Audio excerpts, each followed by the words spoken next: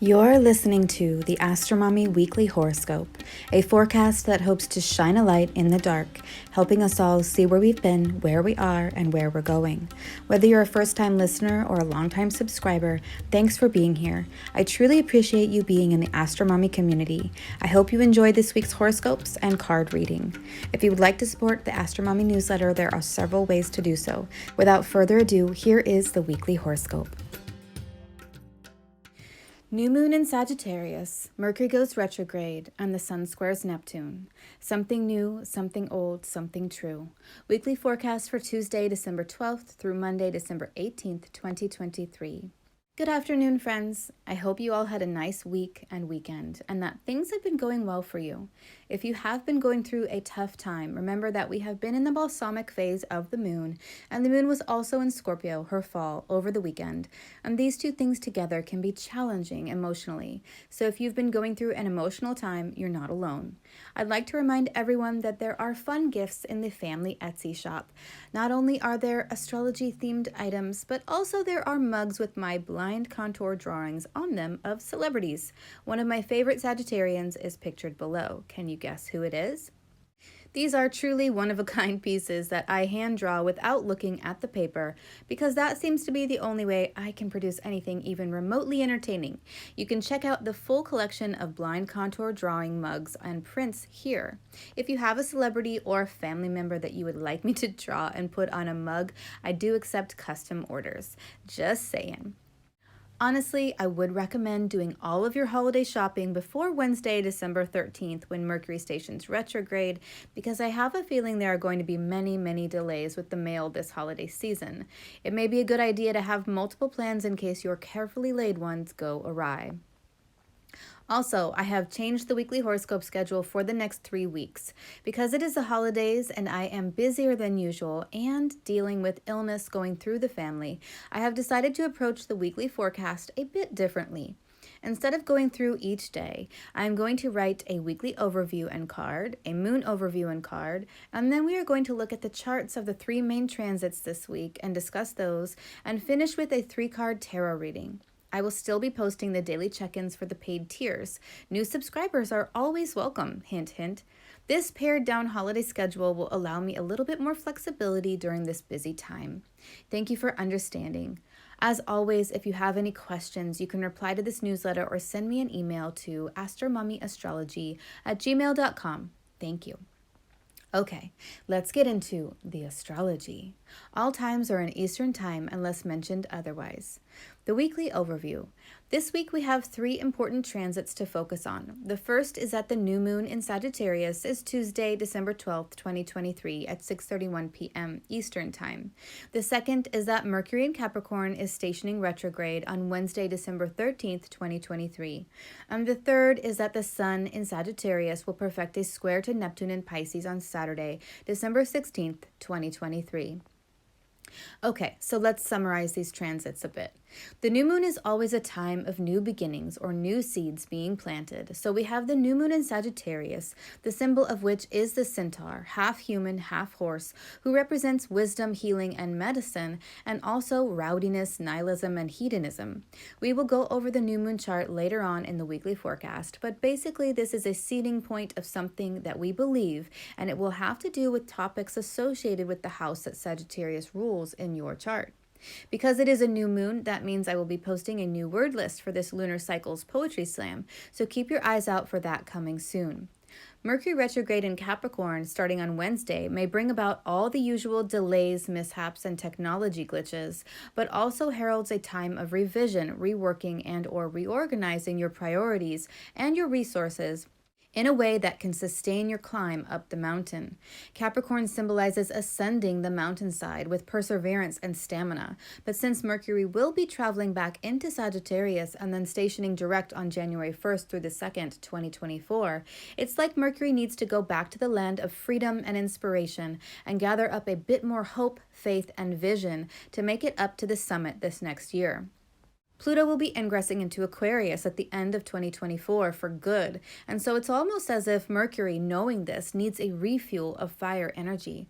Mercury will be going retrograde in the fire signs next year, and I think this symbolizes being mentally inspired and fueled up in 2024 to be able to handle all the changes that are coming with Pluto's last year of transition.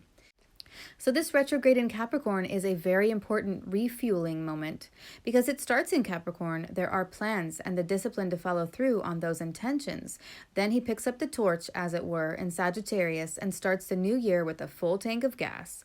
There are a few interesting transits that Mercury will make during the retrograde that I think are very important that we will discuss in more detail when we discuss the chart. The Sun squaring Neptune on Saturday is a challenging aspect that requires some honest self-reflection. On the one hand, people could feel divinely guided to make choices that affect their missions or their plot lines of their lives, feeling called towards something, like the Judgment card in the Tarot, rising to their higher calling. On the other hand, there could be delusions, lies, or self-doubt at work here, and this transit could represent thinking that what you are being called to do is just and true, but then finding out that you were actually delusional or the other entity involved was deceitful. So I think it would be wise to approach this transit with caution and perhaps seek a second opinion when needed. The Sun square Neptune can also symbolize a time of weakened vitality, and since we are in the cold and flu season, it would be sensible to take good care of oneself during this time more so than others. The tarot card for the overall theme for this week is Daughter of Cups. The Daughter of Cups is all about new and creative opportunities, intuitive messages, and emotions that may pop out of nowhere, and you get to decide what to do with them. This card suggests following your intuition and going with the flow to see where it takes you. Open your mind and heart to the impossible and let yourself dream and be guided by natural omens and synchronicities. Be like a child, curious and filled with wonder about the universe and the opportunities presented. The Daughter of Cups asks you to explore the emotional and intuitive sides of yourself. Since the pages are the messengers of the tarot, the Daughter of Cups is akin to the Page of Cups, and this card could mean a message has come to you or will come to you out of the blue that may be about a creative idea, opportunity, or possibility. Whatever the message is, it will be pleasant. This is interesting since Mercury made a trine to Jupiter last week, portending possible good news, and will form another trine to Jupiter next Monday, December 18th, 2023, during his retrograde cycle, again meaning good news. The Moon Overview. The moon starts the week out in the optimistic, hedonistic, and philosophical sign of Sagittarius and moves into the hardworking, diligent, and hands-on sign of Capricorn on Wednesday. Then she will ingress into the rebellious, individual, and unorthodox sign of Aquarius on Friday and stay there until Sunday afternoon, when she will make her way into the imaginative, non-discriminatory, and diffuse sign of Pisces. Next week, the moon starts out in Pisces and makes her first quarter square on Tuesday afternoon at 27 degrees Pisces, 35 minutes. Emotionally, we may be feeling guided by our beliefs and principles at the beginning of the week with the Sagittarius new moon. And then we'll move into implementing our plans, working out our strategies, and preparing for change and integration as the week goes on. The tarot card representing the tool for managing our emotions this week is Eight of Wands. On this card, we see a little winged creature shooting arrows. The arrows flying through the air represent fast change, movement, or messages coming in quickly. It could even be indicative of air travel. As the card that represents the tool for managing our emotions, I feel this means that we will be possibly experiencing many emotions all at once. Overall, this card is usually positive, so there could be a lot of energy, drive, and desire for change to happen, and I feel this means to go with the current and ride the waves rather than go against them. Here is a helpful affirmation for this card, which I think may be useful considering. Quote, "It's go time. I fall into the flow of this quickening energy, and I swiftly face my desires head on," unquote. Now we'll go over the three main transits for this week in corresponding charts, and then we'll do a 3-card tarot spread for the week. New Moon in Sagittarius, Tuesday, December 12th, 2023. You can see in the chart above the new moon in Sagittarius on the right-hand side with Mars co-present.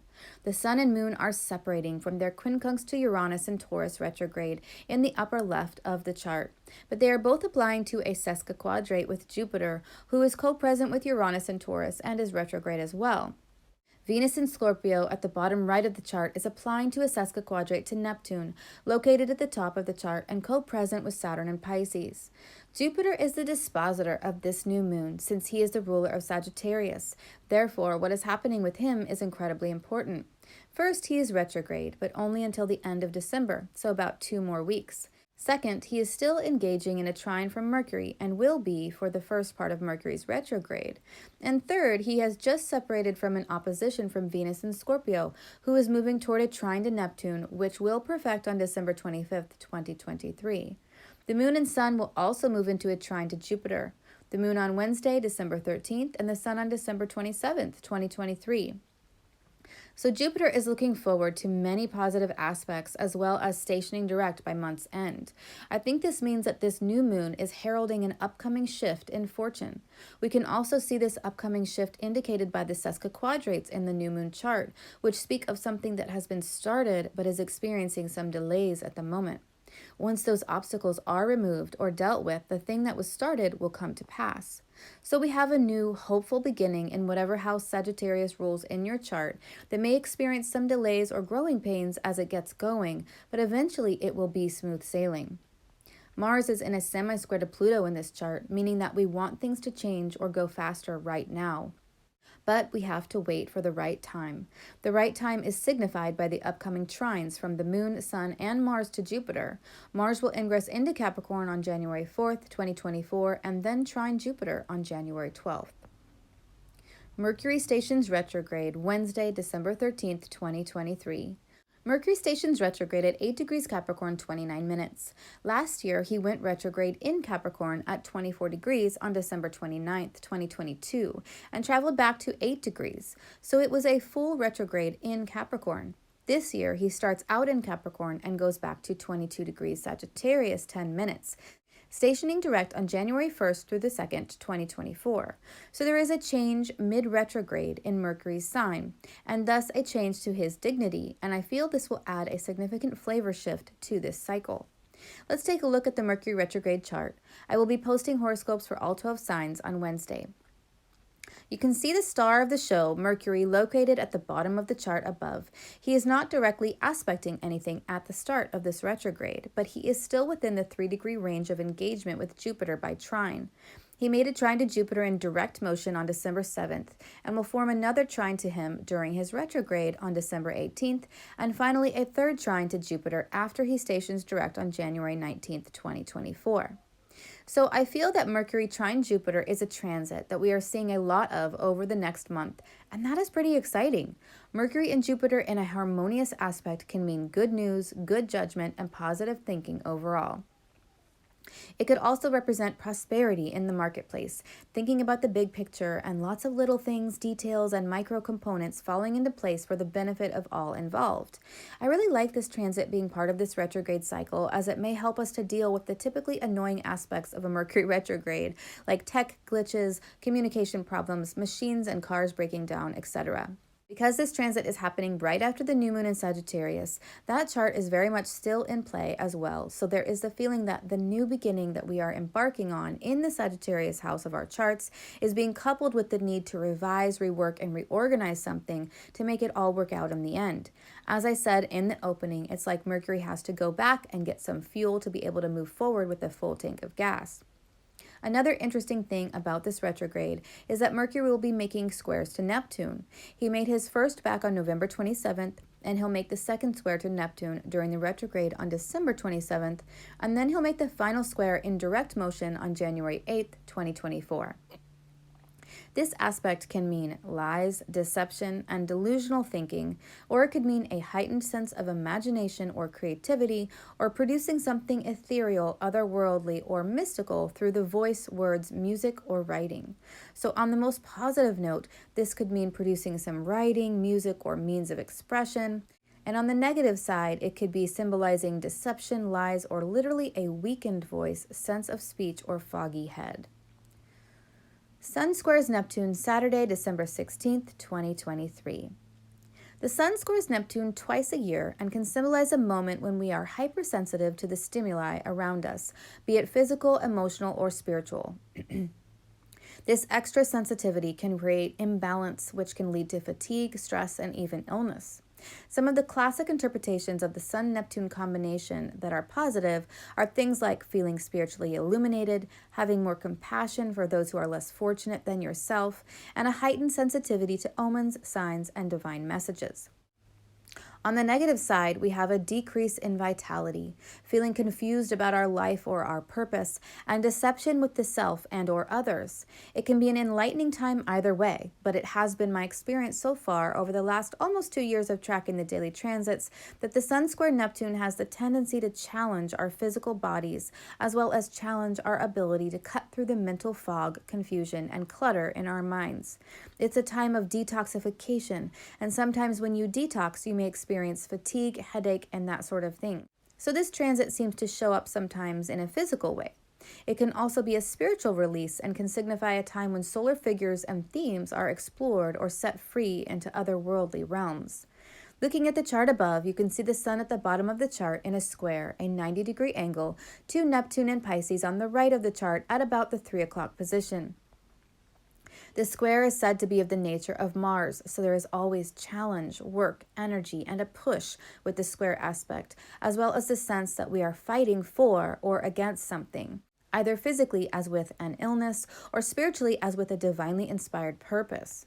The Sun is applying to Neptune and is in the superior position, meaning that the Sun is overcoming Neptune with its light, its heat, and its intensity.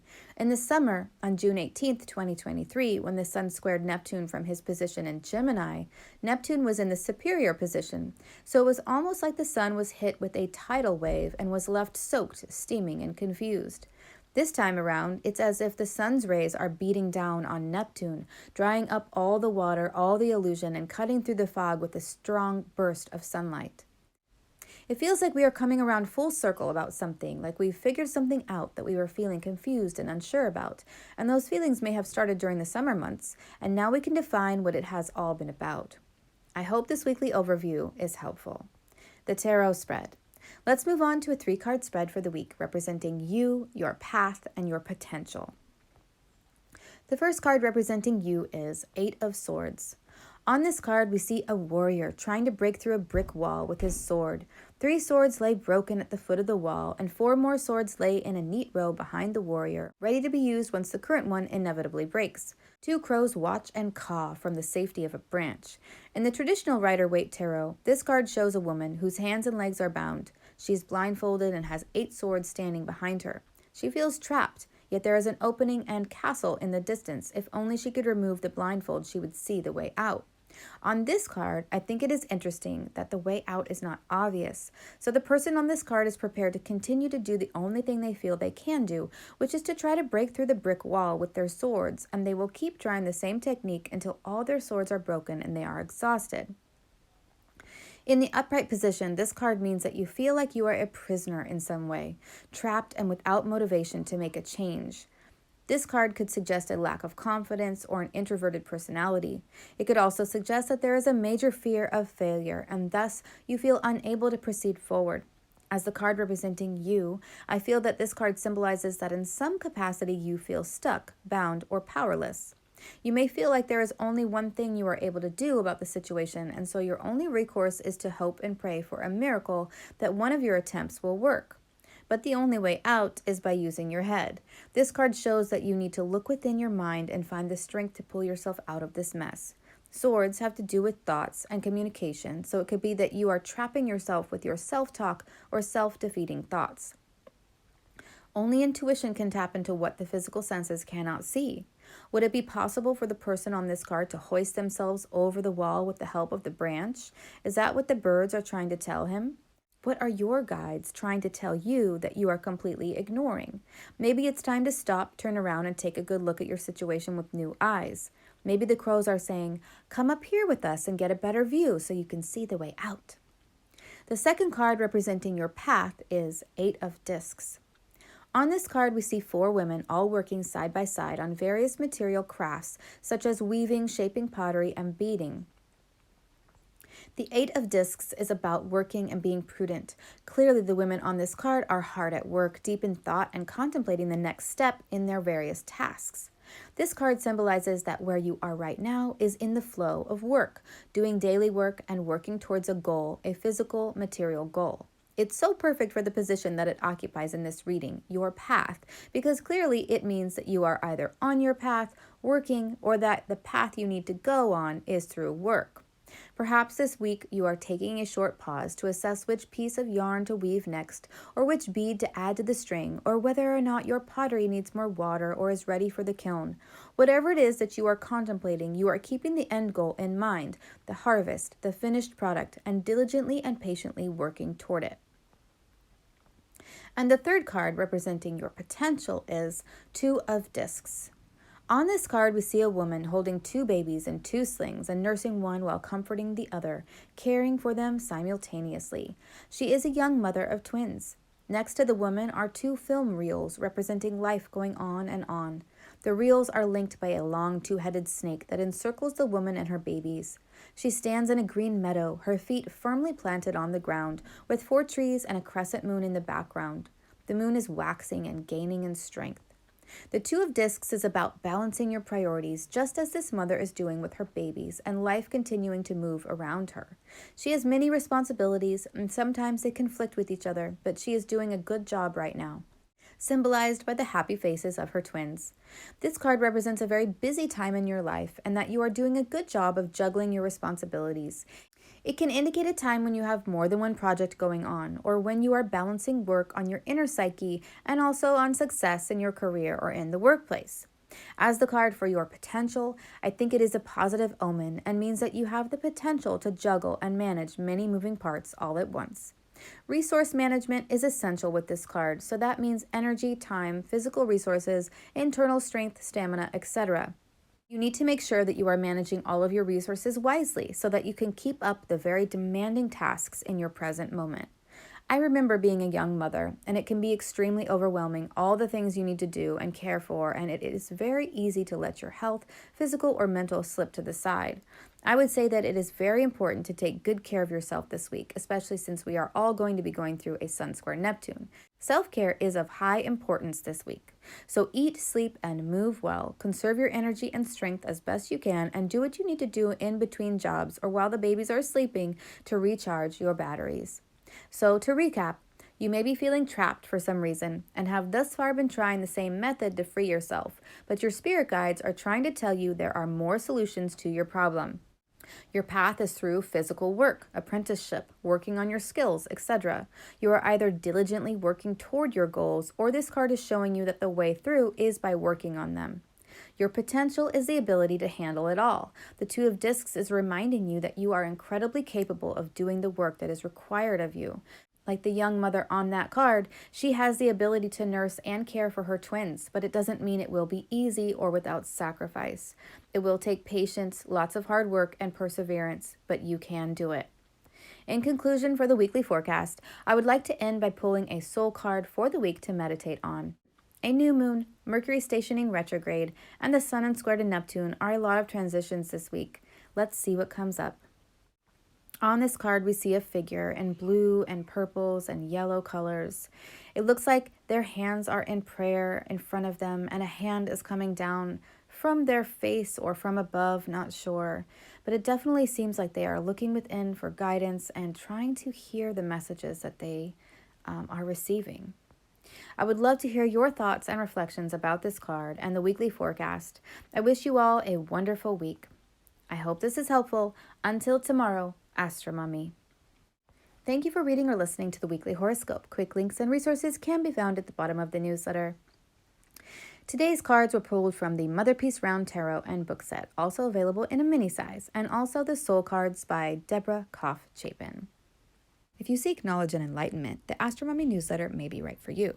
Side effects of reading or listening to the Astromummy newsletter are common and include joy, jubilation, delight, happiness, gratitude, love, triumph, feeling in tune with the universe, experiencing deep insights, reflections, and contemplations, a lightened soul, a lighter step, feeling awake when others are asleep, illuminated, enlightened, having spiritual experiences, noticing repeating numbers, animals in nature, or songs on the radio that speak to you, getting vibes, clairvoyance, clairaudience, and clairsmelliance, feeling like you know secret language, biophilia, crying tears of joy, emotional literacy, feeling lively, stable, exalted, having an auric glow, or feeling like you woke up on the right side of the bed have all been reported. If you purchase anything through the affiliate links that I provide in the newsletters, I will make a very small commission. Thanks for listening.